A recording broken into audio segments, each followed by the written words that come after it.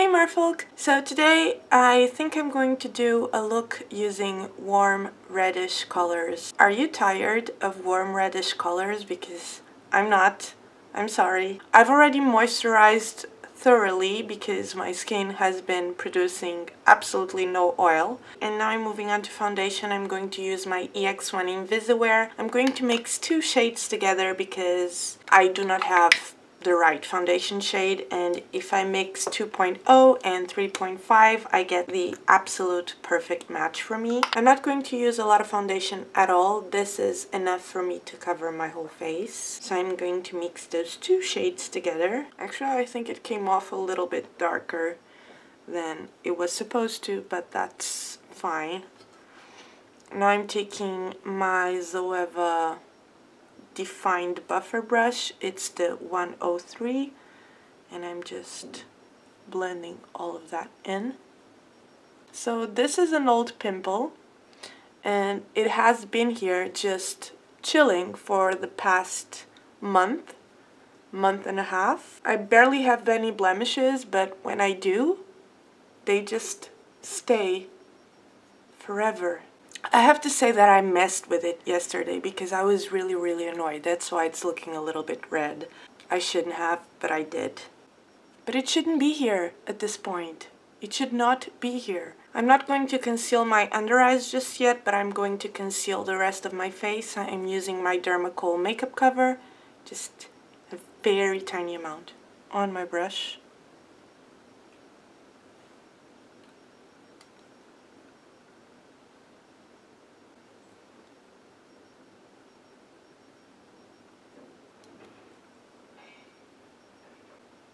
I'm just blending around the edges, just so I don't lose any coverage.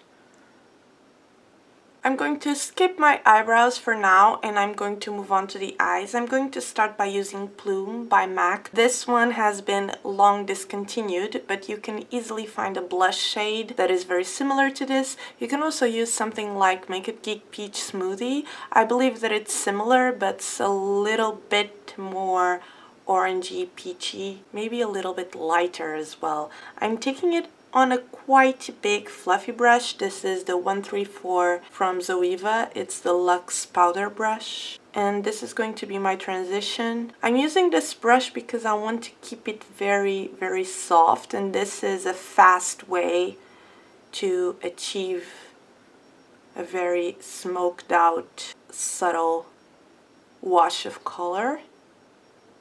I'm mostly taking it through the socket, not being too precise about it. For a smooth blend, you could also prime your lid with a little bit of translucent powder or an eyeshadow that matches your skin tone, but I didn't do it.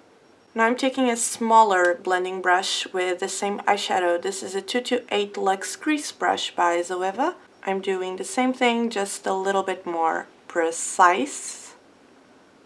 I don't know why I said it like that, but I did. Yeah. This brush is also quite big for a blending brush. It's just not as big as the other one. So it will give me a little bit more color payoff. It will be a little bit more precise, but still not as precise as I can go. So basically I'm creating a gradient, not just using eyeshadow, but also my brushes. Of course, you wouldn't have to use so many brushes. It's just that I have them and I like to use them, but I could easily do this kind of look just using 2 or 3 brushes.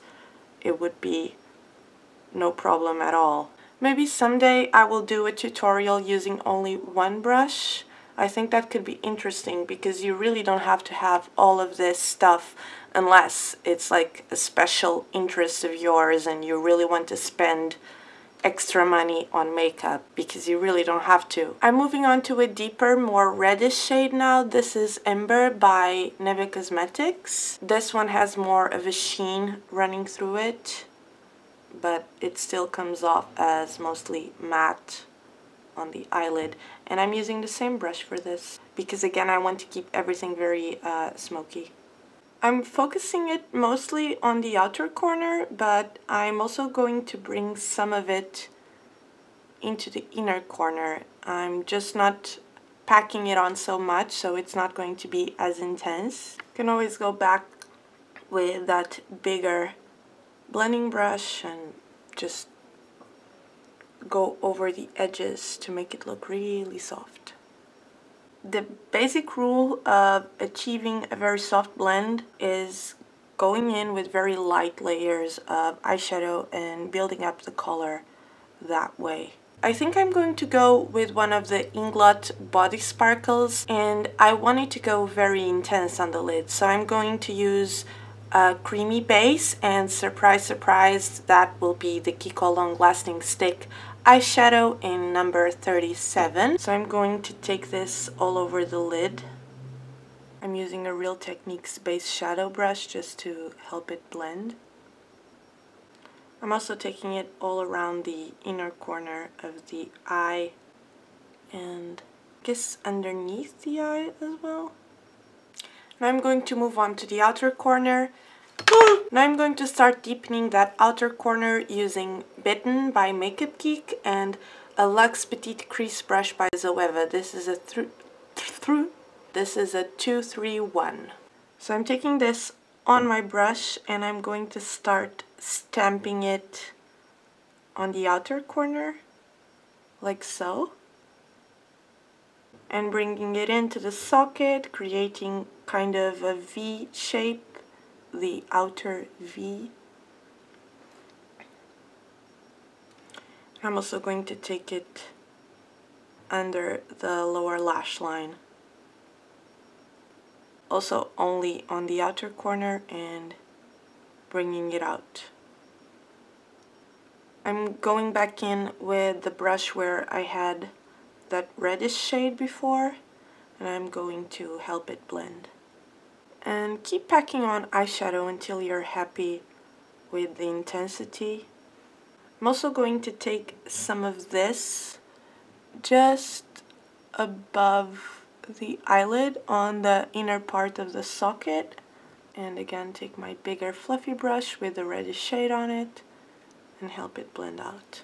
I'm going to use the exact same brush that has a lot of Bitten on it, and I'm going to take a very small amount of this black eyeshadow. This is the one from Saucebox, and I'm pressing it in very carefully on the very outer corner of the eye, and I'm using the very tip of the brush and circular motions to start blending this in, but being very precise about it.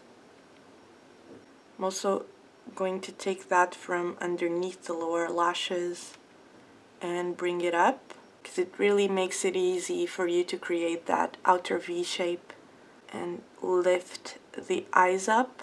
Because I have hooded eyelids, I do have to take it a little bit into the socket as well so that it doesn't bring my eye down. Now I'm going to take an Inglot body sparkle in 71 and a flat shader brush. This one is a synthetic flat shader brush, really cheap. You should really load up on synthetic flat shaders. They sell on eBay for really cheap. And also you can get a lot of them from nail art as well, and they're always very useful. So this pigment has a really nice shift between almost like a turquoise blue and a deep purpley red, kind of like the Bitten eyeshadow that I used before. And I'm going to start packing this on the lid. It actually looks a little bit more green on the eye, but it's kind of like a teal turquoise color. There are a lot of duochromes that are kind of similar to this, but this one is hands down one of my absolute favorites because it creates kind of like a sheer shimmer top coat, and it changes a lot depending on what you put it on top of, which is really great. Now I'm going to take this eyeshadow by Inglot. This is AMC Shine 24. I'm taking it on a flat shader brush, and I'm just going to start pressing this in the center of the lid just to create a little bit more of an intense teal reflection on the center. And I'm also going to take this on the very inner corner of my eye Now I'm going to go back in with another layer of that pigment just to intensify it and make that teal look like more of a part of the Duochrome, if you know what I mean. Now I'm taking the KIKO Everlasting Kajal black pencil and I am tightlining, and I'm also going on my waterline. I'm also going to smudge a little bit of this in between my lower lashes. I'm also bringing some of it into the upper eyelid, but just a touch. We're just going to blend that out. And I cleaned my tiny flat shader brush on a paper towel. This one is by Coastal Scents, and as you can see, I can really blend this out and kind of wing it already. Creates kind of like a smoky wing. If you have an eye pencil that's very creamy and that sets waterproof, this is a really good thing to do with it. Now I'm taking this eyeliner by LA Splash. This is the Architect, and I'm going to create a sort of fine wing, and I'm just following that shape that I've created before with the pencil liner. And now I'm going to bring it in and blend it in to my lash line. Using some black eyeshadow on my tiny flat shader brush, I'm just connecting the lower lash line to the wing and making the lower part of the wing slightly smokier, I guess. As usual, I don't want to apply false eyelashes. I think it's still going to look really great if I don't.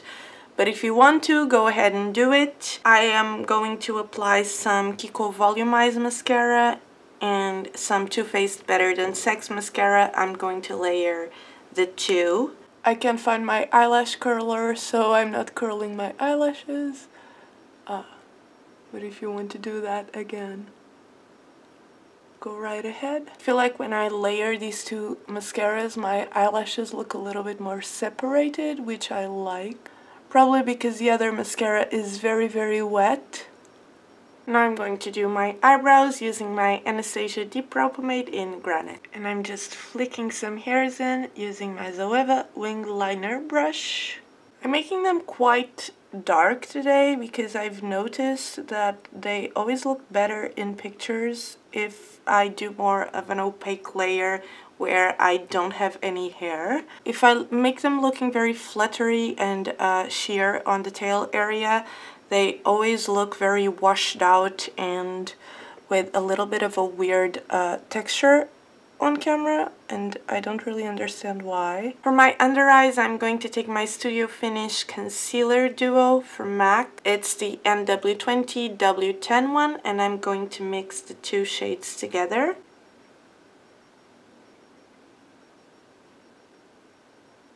I'm also using the concealer to clean up the shape of the eyeshadow a little bit.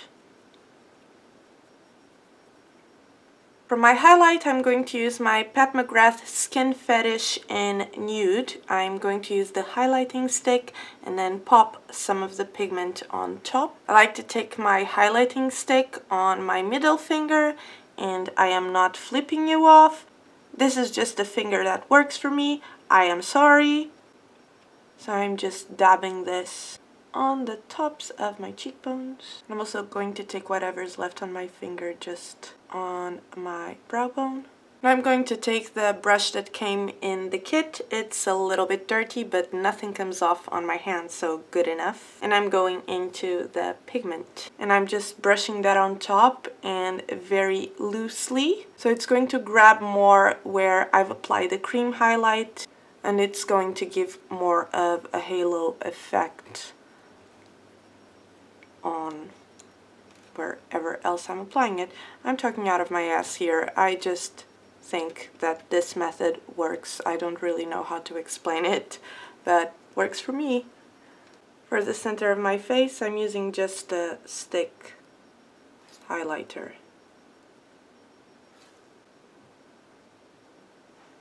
And for my blush, I'm using MAC Tenderling on a Real Techniques contour brush. And I'm popping this on the apple of my cheek and blend it upwards.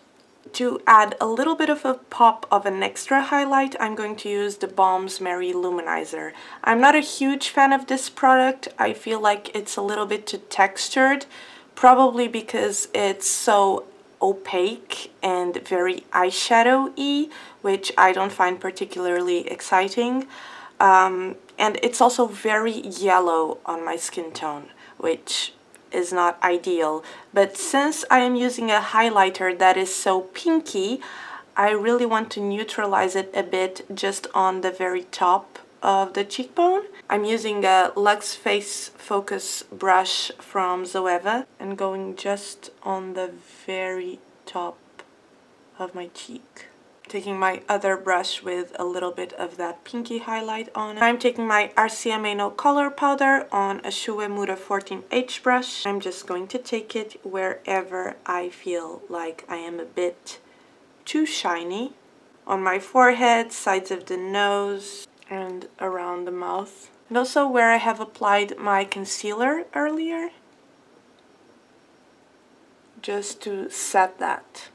You could do so many things with the lips. You could go with one of those muted pinks that are very much in fashion right now, kind of like the Kat Von D Lolita lipstick. You could go with a dark red, or you could even go with green or black, but I feel like clashing a little bit, so I'm going to use Sandstorm from Wet n Wild. Please excuse how disgusting this looks. It's because even though these lipsticks are amazing, the packaging actually sucks, and they keep opening up in my bag and making a mess out of everything and the lipsticks themselves, and I don't want to get rid of them.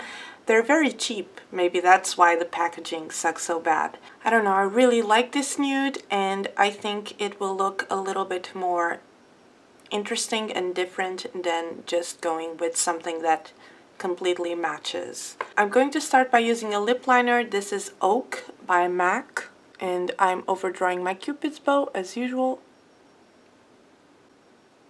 And I'm filling my whole lip in with this. And I'm taking Sandstorm over top.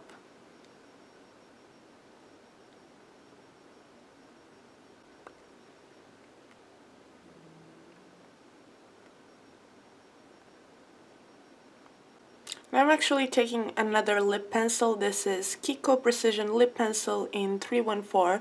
This is more of a brown, and I'm taking it along the edges and blending it into the rest of the lipstick, just to create a little bit more of a contrast with my skin tone. It will also help make my lips a little bit fuller if you're into that. Okay, so this is the final look. I hope you enjoy it. It's a little bit neater, a lot less messy than what I usually do, which I feel kind of makes it more of a traditional beauty look, I think. I don't know. So if you like this video, please don't forget to give it a thumbs up and subscribe to my channel if you haven't already.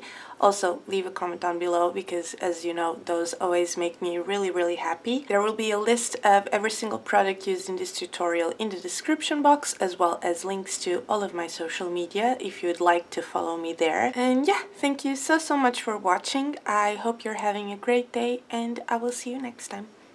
Bye! There's makeup all over my hands.